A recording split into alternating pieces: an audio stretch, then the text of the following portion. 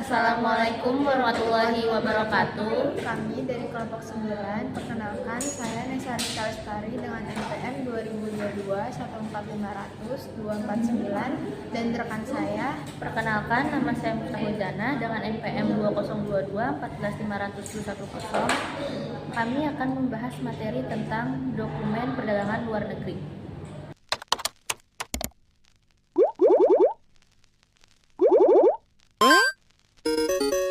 Kami akan membahas 3 pembahasan. Yang pertama itu ada dokumen induk, yang kedua itu ada dokumen penunjang, dan yang ketiga itu ada dokumen pembantu. Sebelum saya menjelaskan lebih lanjut, di sini saya akan menjelaskan terlebih dahulu apa itu dokumen perdagangan luar negeri. Dokumen perdagangan luar negeri ini merupakan perdagangan berdokumen karena transaksi jual belinya harus didukung oleh dokumen-dokumen tertentu. Nah, dokumen tersebut ini diperlukan guna untuk memberikan kepastian bagi eksportir dan importir. Untuk pembahasan yang pertama, saya akan membahas dokumen induk. Nah, dokumen induk ini adalah dokumen yang telah dikeluarkan oleh Badan Pelaksana Perdagangan Internasional yang memiliki fungsi sebagai alat pembuktian pelaksanaan suatu transaksi. Nah, dokumen induk ini terdiri dari 4 jenis, yaitu yang pertama itu dokumen pengangkutan, yang kedua itu faktur, yang ketiga itu ada surat kredit berdokumen, dan yang keempat itu ada dokumen asuransi. Mari kita bahas satu persatu. Yang pertama itu ada dokumen pengangkutan atau Bill of Lading. Dokumen perdagangan luar negeri dapat berwujud dokumen pengapalan, dokumen pengiriman barang lewat pesawat udara, atau dokumen pengangkutan lewat kereta api. Nah, di sini ada data yang tercantum dalam Bill of Lading, antara lain itu, dan yang pertama itu nama eksportir, yang kedua itu nama dan alamat importir, yang ketiga itu nama perusahaan yang harus dihubungi oleh maskapai, yang keempat itu ada nama pelabuhan beserta nama negaranya, dan yang kelima itu ada nama pelabuhan tujuan. Nah, di samping ini ada contoh dari Bill of Lading. Kita bisa lihat contoh dokumennya. Dan untuk selanjutnya itu ada fungsi pokok Bill of Lading. Yang pertama itu ada bukti tanda penerimaan barang. Bukti tanda penerimaan barang yaitu barang-barang yang diterima oleh pengangkut dari pengirim barang atau eksportir ke suatu tempat tujuan.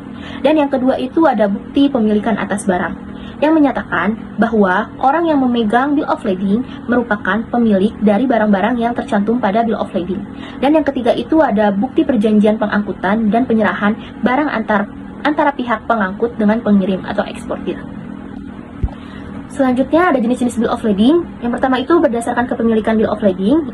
Antara lain itu ada Bill of Lading atas pemegang, yang kedua itu ada Bill of Lading atas nama, dan yang ketiga itu ada Bill of Lading atas nama dan kepala.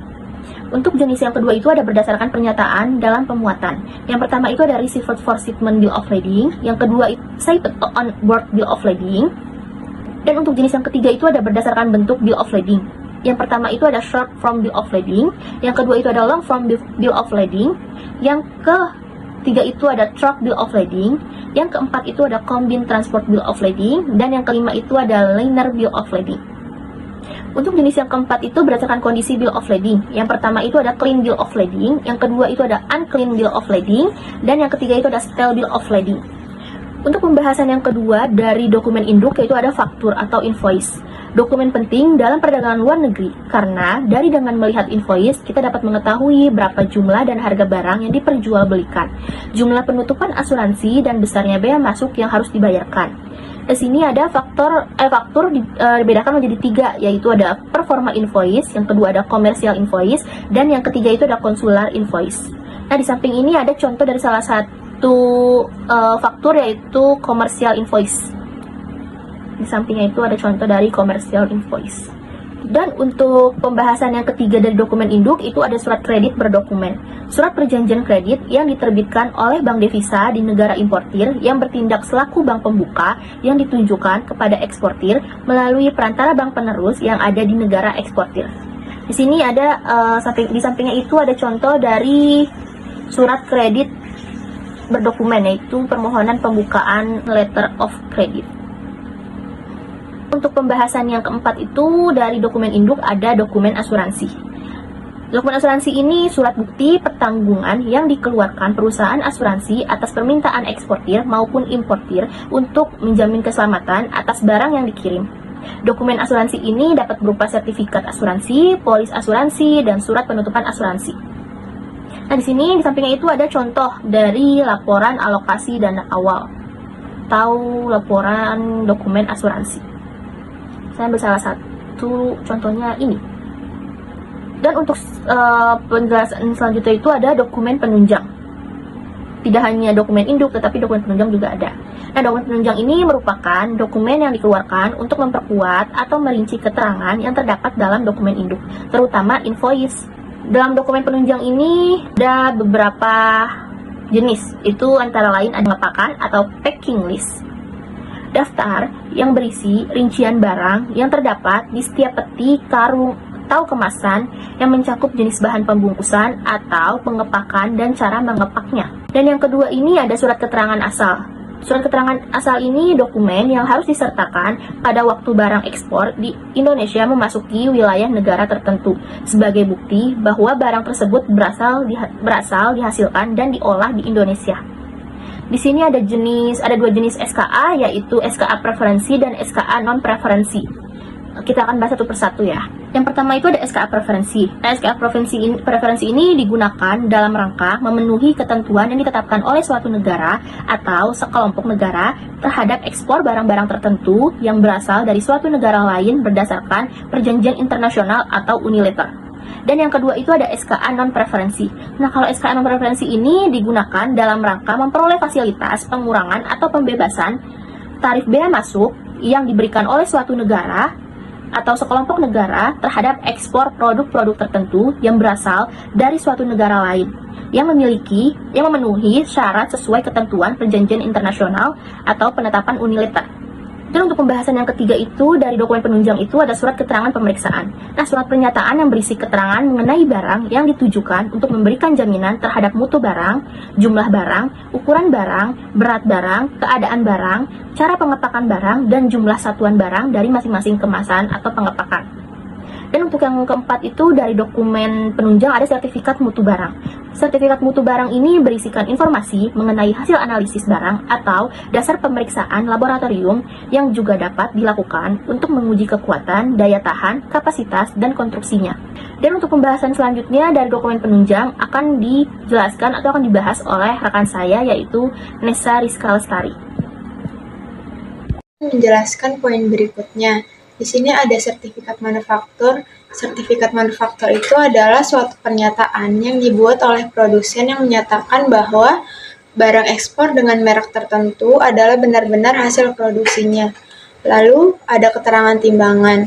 Keterangan timbangan ini adalah catatan yang berisi rincian berat dari setiap peti atau kemasan yang menyebutkan berat kotor dan berat bersih dihimpun dalam satu daftar yang tercantum dalam commercial invoice. Lalu berikutnya ada daftar kubikasi. Daftar kubikasi ini adalah daftar yang berisi ukuran dan takaran dari setiap peti atau kemasan yang biasanya dinyatakan dalam volume atau kubikasi. Lalu ada pemberitahuan ekspor barang atau PEB dan pemberitahuan impor barang atau PIB.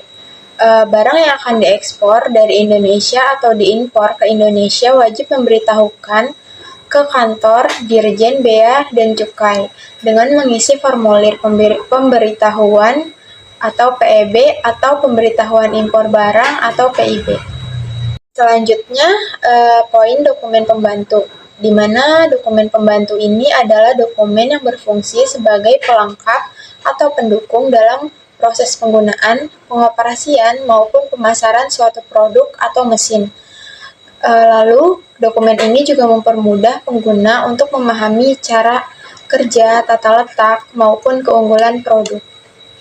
Kemudian, dokumen pembantu ini terdiri dari 3 jenis. Yang pertama itu ada petunjuk pemakaian, di mana petunjuk pemakaian ini adalah keterangan rinci mengenai tata cara dan tata kerja suatu alat, termasuk uraian mengenai proses produksi dari suatu komoditi.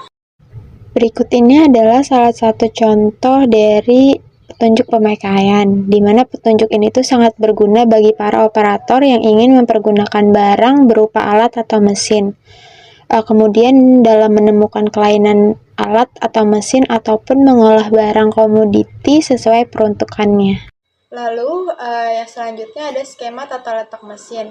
Ini adalah gambar denah tata letak mesin di dalam pabrik yang susunannya disesuaikan dengan proses produksi dan bertujuan untuk memperoleh efisiensi dan produktivitas yang optimal pada saat berproduksi. Ini adalah salah satu contoh gambar dari skema tata letak mesin. Skema tata letak mesin ini sangat penting dan berguna untuk memudahkan pemasangan mesin-mesin di dalam area pabrik. Dan yang terakhir ada brosur atau selembaran, di mana ini adalah lembaran promosi yang berisi keterangan singkat mengenai suatu produk yang bertujuan memberikan informasi produksi kepada konsumen. Ini adalah contoh dari brosur. Brosur atau selebaran juga menampilkan gambar produk, uraian singkat tentang produk, manfaat produk, keunggulan produk dibanding produk sejenisnya. Kemudian, nama dan alamat produsen, lalu nomor telepon bagian pemasaran, izin usaha, izin industri, dan merek dagang ataupun lainnya. Nah, dari penjelasan yang sudah kami paparkan, dapat disimpulkan bahwa dokumen perdagangan luar negeri ini memiliki peran yang sangat penting dalam memperlancar kegiatan ekspor dan impor antar negara.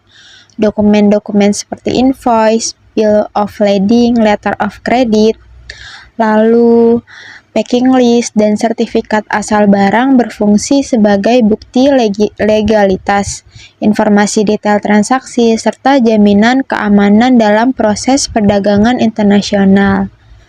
Maka dengan adanya dokumen tersebut, para pihak yang terlibat, baik eksportir, importir, perbankan, maupun pihak bea cukai dapat menjalankan kewajibannya sesuai aturan yang berlaku, sehingga mengurangi resiko sengketa, penipuan, maupun hambatan administrasi.